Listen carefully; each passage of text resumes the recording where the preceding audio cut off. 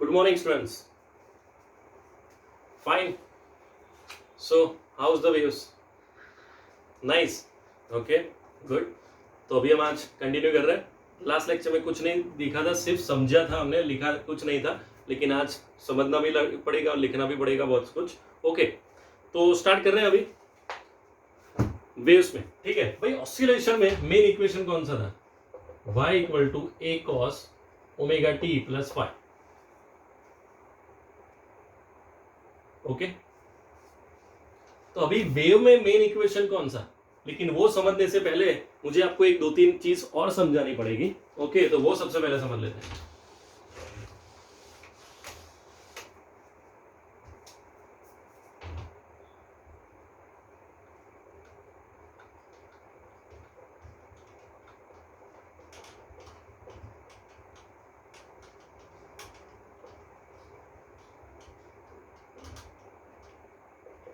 wavelength and angular wave number. wavelength and angular wave number. wavelength मतलब तो पता ही है हमें.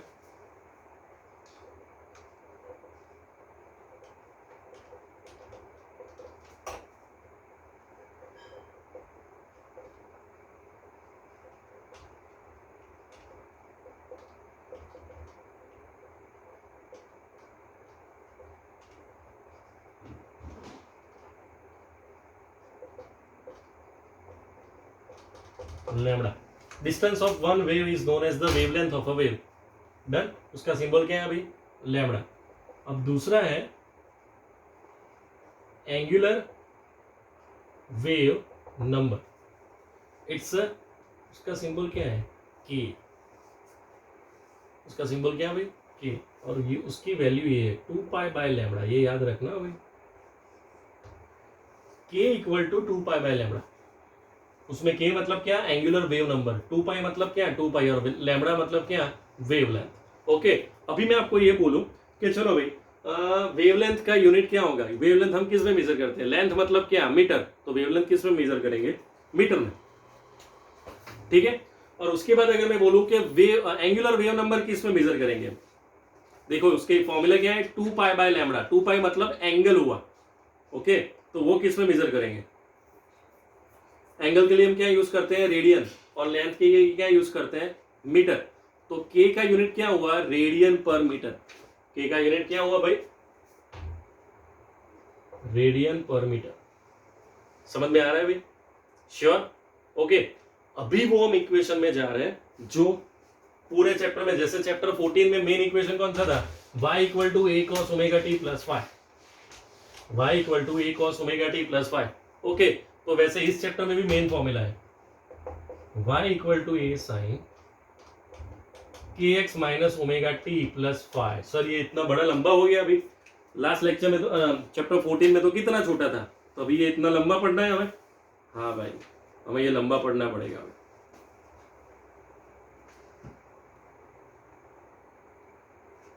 ओके, लेकिन देखते हैं कि वो कुछ हार्ड नहीं है इसमें. अब देखते हैं उसके अंदर क्या है.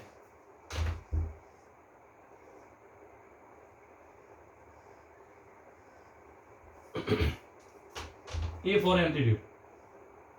Okay, sine. भाई उसमें कॉस था, इसमें साइन है, तो ऐसा मतलब नहीं है. हम नॉर्मली साइन मतलब आपको पता है कि कॉस मतलब क्या है? X component. एंड साइन मतलब क्या? Y component. तो वहां पे हम जो कर रहे थे वो कॉस कॉम्पोनेंट के लिए कर रहे थे, यहाँ पे जो हम कर रहे हैं वो साइन कॉम्पोनेंट के लिए कर रहे हैं. ठीक है. तो y equal to a sine k x minus omega t plus 5. अभी के मतलब क्या? Angular wave number. K. X मतलब डिस्प्लेसमेंट. वहां पे भी डिस्प्लेसमेंट था, वहां पे हमने y लिया था. ओके. ओमेगा मतलब एंगुलर फ्रीक्वेंसी. टी मतलब टाइम. एंड फाइ मतलब एंगल.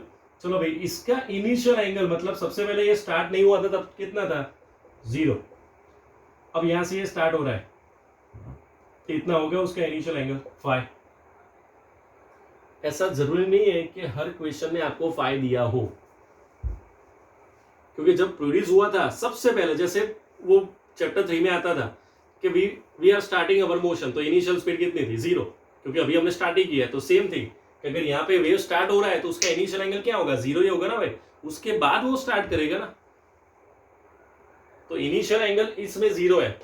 तो जिस बार 0 हो ना, तब यहाँ पे आपको ये फाइ नहीं लिखना है, फिर आपको सिर्फ यही लिखना है y equal to a sine k x minus omega t. Done. अगर एंगल दिया हो तभी इंडिकेट करना है, अगर नहीं दिया है तो नहीं करना है। चैप्टर 3 में जैसे करते थे वैसे कि अगर मैंने स्टार्ट किया अपना मोशन तो इनिशियल स्पीड क्या, 0, क्योंकि मैंने रेस्ट से स्टार्ट किया है तो हम 0 ही लेते थे ना इनिशियल से। सेम टू सेम यहाँ पे ऐसा है। Confirm. So y equal to a sine k x minus omega t, सबके नाम मेरे और आपके नहीं, इसका। Okay, a for amplitude, sine मतलब साइन, के मतलब angular wave number and omega मतलब एंगुलर फ्रीक्वेंसी। ये सब याद रखना आप लोग, ठीक है? श्योर। तो अभी उसमें थोड़ा डिटेल में कर रहे हैं। तो सबसे पहले वेव लेंथ देखा, उसके बाद एंगुलर वेव नंबर देखा था। अभी हम कर रहे हैं उसमें जो हमने लास्ट टाइम किया था वही, periodic time, angular frequency and frequency. Yes, periodic time, frequency and angular frequency. तो पीरियोडिक टाइम मतलब number of waves takes place in 1 second is known as frequency. Periodic time मतलब time required to complete one wave is known as periodic time. And angular frequency मतलब क्या, the product of 2 pi, the frequency and the 2 pi total angle is known as angular frequency, means omega equal to 2 pi f, ये angular frequency हुई। Okay, तो अभी ये सब जो भी हमने पढ़ा उसके ऊपर 2-3 क्वेश्चंस हैं न्यूमेरिकल्स। तो सबसे पहले वो देख लेते हैं, वो क्या है, सबसे पहले वो देख लेते हैं, ठीक है? तो स्टार्ट कर रहे हैं वो।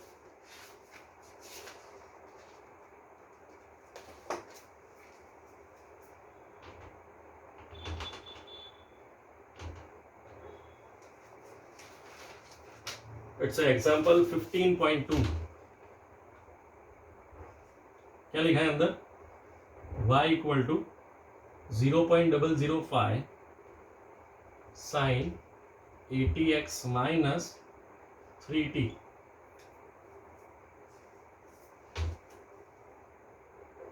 एम्पलीट्यूड चाहिए, उसके बाद चाहिए वेवलेंथ, उसके बाद चाहिए पीरियोडिक टाइम और उसके बाद चाहिए फ्रीक्वेंसी, ठीक है? Also calculate the displacement y of a wave at a distance x equal to 30। Okay, अगर और फिफ्थ ये बोला है कि मुझे y फाइंड आउट करना है जहां पे x की जगह पे लिया है 30 सेंटीमीटर और टाइम दिया है 20 सेकंड। x की और t की जगह पे ये वैल्यू लिखना, तो मुझे y फाइंड आउट करना है। ठीक है भाई, कर देते हैं, कोई बात नहीं, इजी तो है। तो स्टार्ट करें अभी, कंफर्म? ठीक है, अपने पास कैलकुलेटर रखना भाई, क्योंकि मेरे पास नहीं है। चलो, सबसे पहले इस इक्वेशन को स्टैंडर्ड इक्वेशन के साथ कंपेयर कर रहे हैं, y equal to a sine k x minus omega t. अगर मैं इसको और इसको कंपेयर करूं तो एम्पलीट्यूड क्या हो जाएगा, 0.005, के क्या हो जाएगा 80 और ओमेगा क्या हो जाएगा 3। सर 3 माइनस 3 नहीं होगा? नहीं होगा भाई, क्योंकि ये भी माइनस में और ये भी माइनस में, तो ये ओमेगा टी मतलब ओमेगा की जगह पे 3। अब सबसे पहले यहां तक देख लो आप लोग, और कोई डाउट हो तो बोल।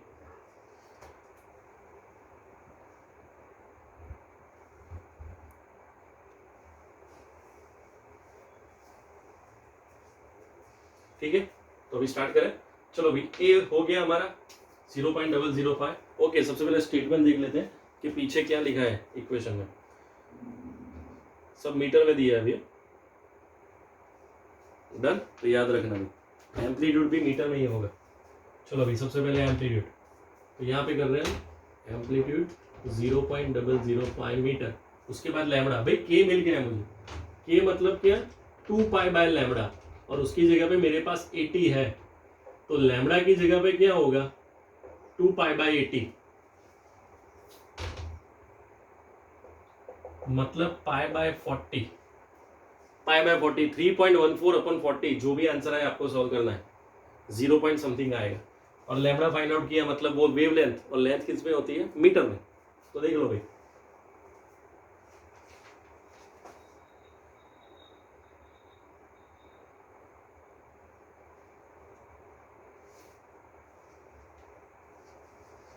डन। ओके, उसके बाद चलो ये हो गया, ये हो गया। अभी पीरियोडिक टाइम एंड फ्रीक्वेंसी, सबसे पहले फ्रीक्वेंसी कर लेते हैं क्योंकि ओमेगा है मेरे पास।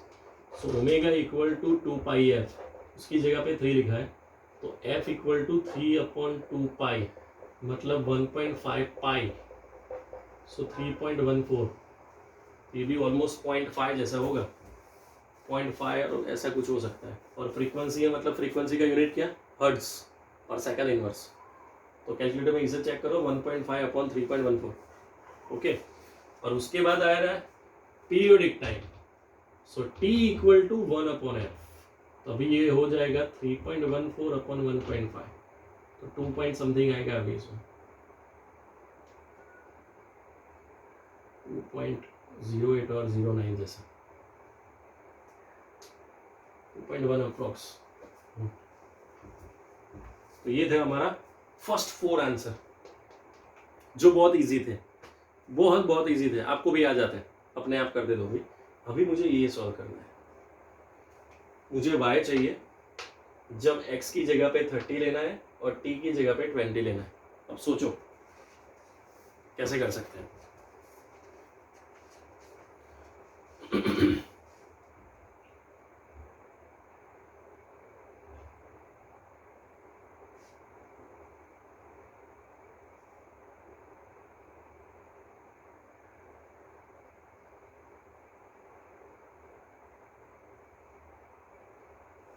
स्टार्ट करें, अभी बोलो।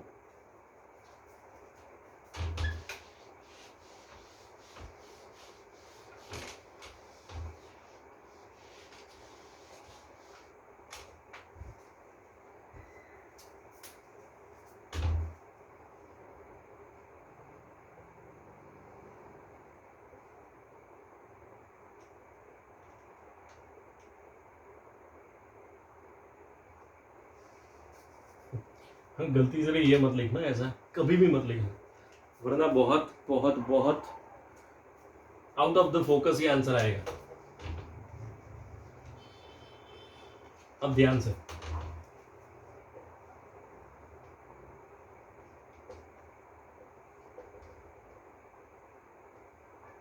साइन 80 इंटू एक्स की जगह पे 30 है, तो सर मल्टीप्लाई तो 2400 ही होगा ना, एग्री कि वही होगा, लेकिन ध्यान से, अभी मैं जो बोल रहा हूँ ध्यान से सुना,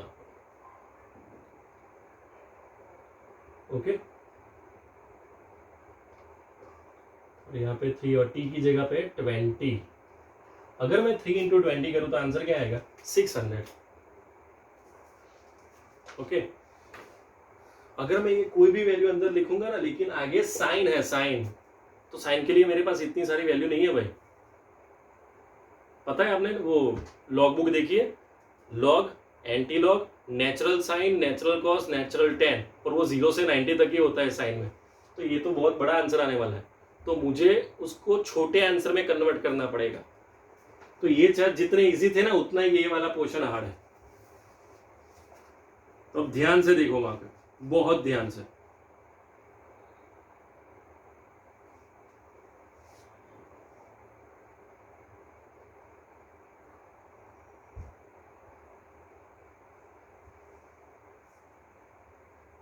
क्या कर सकते हैं।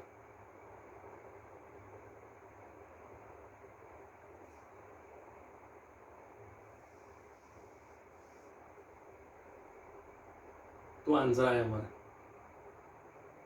What to do.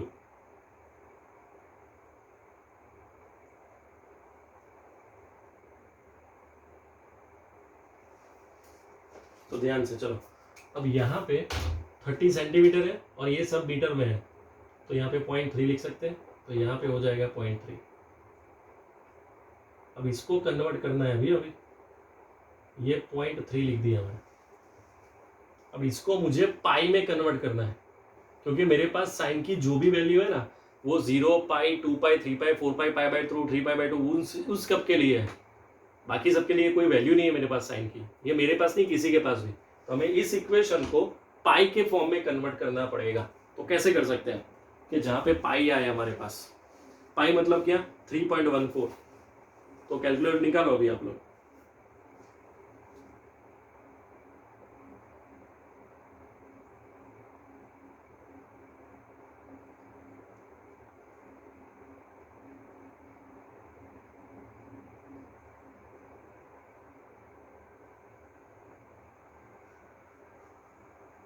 पाई के फॉर्म में लाना है भाई, कैसे भी करके।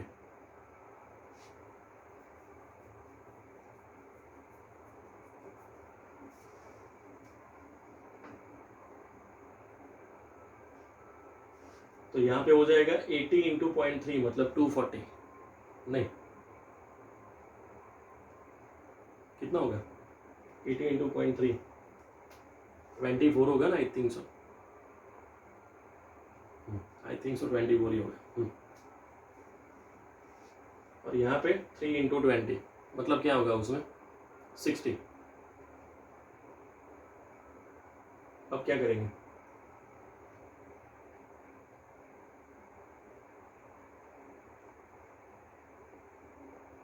इक्वेशन का आंसर लाना है अभी हमें कि क्या आंसर बन सकता है इसमें।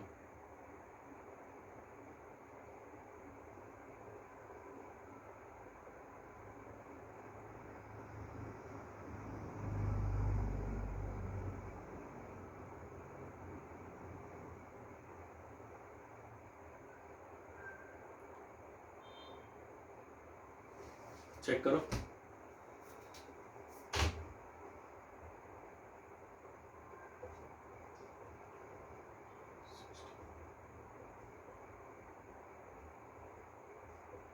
-36 ये अभी हमारे पास, लेकिन ये सिर्फ वैल्यू है, मुझे एंगल लाना पड़ेगा ना। ओके तो चलो सपोज अब आपको ये पता है, स्पेशली फॉर बायोलॉजी मैं जो बोल रहा हूँ ध्यान से सुनना। अगर मेरे पास ये लिखा है sin 50 प्लस π/2, तो अगर इसका, तो फिर इसका आंसर क्या आ जाएगा cos 50 आ जाएगा। क्यों? क्योंकि यहाँ पे sin π/2 है। ओके अगर यहाँ पे लिखा है आपके पास sin 50 प्लस 2π, तो 2π है तो साइन का साइन ही रहेगा। लेकिन अगर π/2 है, π/2 3π/2 5π/2, तो फिर साइन का कॉस हो जाएगा और कॉस का साइन होगा। लेकिन अगर पाई 2π 3π 4π है तो एज इट इज रहेगा। अभी मुझे यहाँ पे साइन का साइन ही रखना है, तो मुझे यहाँ पे कैसे भी करके पाई लेना पड़ेगा।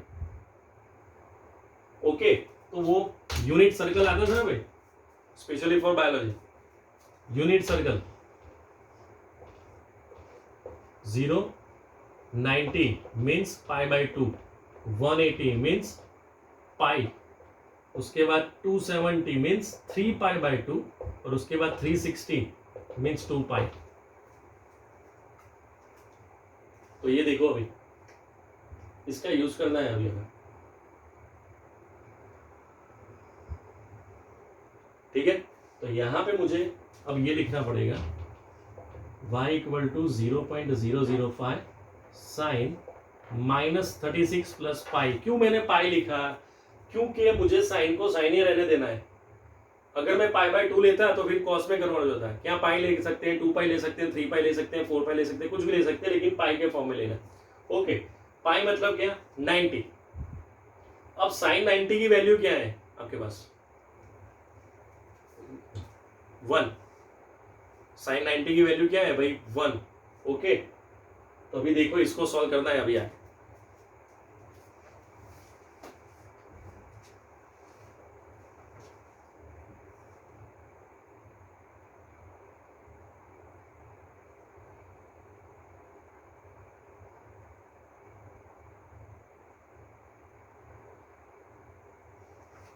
डन। तो ये साइन पाई की जगह पे मिल नहीं सकते हैं, क्योंकि साइन 90 क्या हो जाता है 1 हो जाता है। सॉरी पाई मतलब 180 यहां पे हो रहा है भाई। पाई मतलब क्या 180। तो भाई साइन 0 मतलब 0, साइन 90 मतलब 1, साइन 180 मतलब 0, साइन 270 मतलब -1, एंड साइन 360 मतलब दोबारा 0। अभी मेरे पास पाई है तो उसका मतलब तो ये हो गया ना कि साइन 0 हो गया मेरे पास।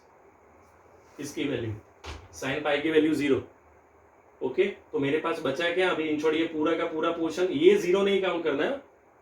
अगर ये पूरा 0 हो जाएगा तो मेरा फाइनल आंसर भी 0 हो जाएगा। ये 0 काउंट मतलब इसको, ये जो पोर्शन है ना उसमें एंगल की वैल्यू नियरेस्ट टू 0 काउंट कर रहे हैं, नियरेस्ट टू 0।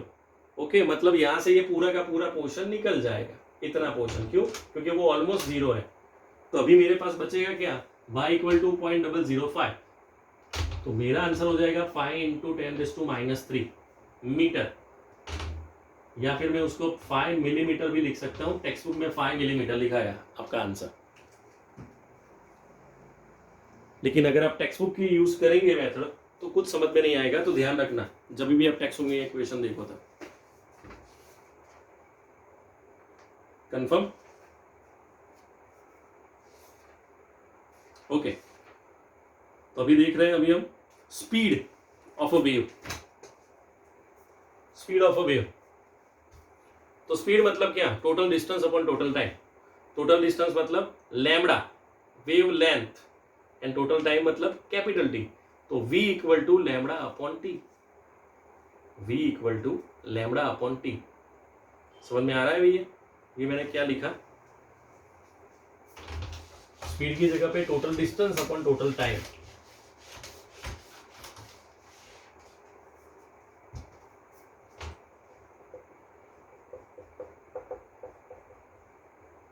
टू पाई से मल्टीप्लाई किया, 2 पाई से डिवाइड किया, तो 2 पाई बाई लैम्बडा मतलब क्या? 1 अपॉन के, एंड 2 पाई बाई टी मतलब ओमेगा। तो वेलोसिटी की दूसरी फॉर्मूला, स्पीड की दूसरी फॉर्मूला ओमेगा अपॉन के, और स्पीड की पहली फॉर्मूला लैम्बडा अपॉन टी। ये दोनों वैलिड ही है भाई। डिस्टेंस अपॉन टाइम था, मैंने 2 पाई से मल्टीप्लाई किया, 2 पाई से डिवाइड किया, तो 2 पाई बाई टी मतलब क्या? ओमेगा, और लैम्बडा अपॉन 2 पाई मतलब 1 अपॉन के। तो स्पीड की दूसरी फॉर्मूला ओमेगा अपॉन के और पहली फॉर्मूला लैम्बडा अपॉन टी।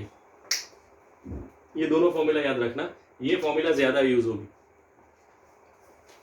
ये फॉर्मूला ज्यादा यूज होगी।